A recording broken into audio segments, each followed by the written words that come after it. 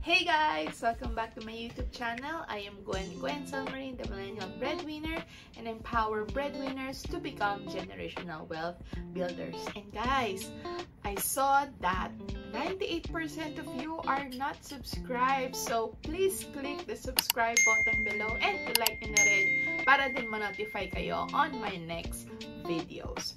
So, one of the top views in my channel is all about HMOs. And ang dami nagtatanong, no, ano ba yung step-by-step process para ang isang Filipino ay magkaroon ng HMO? So, if you want to know more about it, please tune until the end of this video. So, disclosure lang guys, no? I am affiliated with an HMO company called Medicard. So, I'll be sharing yung process on step-by-step on how to apply your Medicard HMO. So, first of all, no, ang kailangan mo munang i-decide in applying for your Medicard HMO is kung ano yung package na kukunin mo or ano yung plan na kukunin mo. So, pwede tayo yung mga outpatient lang, pwede din naman yung standard, which is the basic packages, or VIP. So, nasa link, no, below kung ano-ano yung mga packages na yun na ginawa ko na rin ng YouTube video. Pangalawa is talk to your Medicard advisor to submit your application. And in submitting your application, ang kailangan is of course yung information about you, no?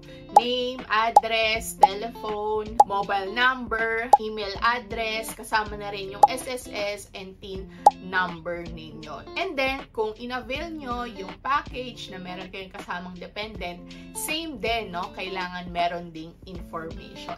And then, aside sa information nyo, kailangan din ng valid government ID. So, pwede din dyan yung TIN, SSS, UMID, passport, at marami pang iba. And then, pag meron na kayo nung information and then nung ID ninyo is you will have a quick call with your Medicard advisor. So, dun kasi, no, ipapasa yung application and at the same time, kailangan nyo din ng picture na hawak yung ID ninyo as proof na you are agreeing to this HMO package. And at the same time, kung meron din kasi kayo mga pre-existing conditions, so kailangan ding i-declare yan para ma-assess ng company if i-cover din nila yan. Last but not the least is once na submit na yung application ninyo and then mga within 1 to 2 days, magkakaroon kayo ng payment link. So, yung payment link na yan, you can settle your HMO Medicard payment, no, via credit card or pwede din naman through the banks. So, marami nang pwedeng gawin dyan. Ngayon, usually ang tanong sa akin is, pwede po ba na ang HMO payment is monthly? So, generally, guys, hindi po pwede na monthly payment yung HMO natin.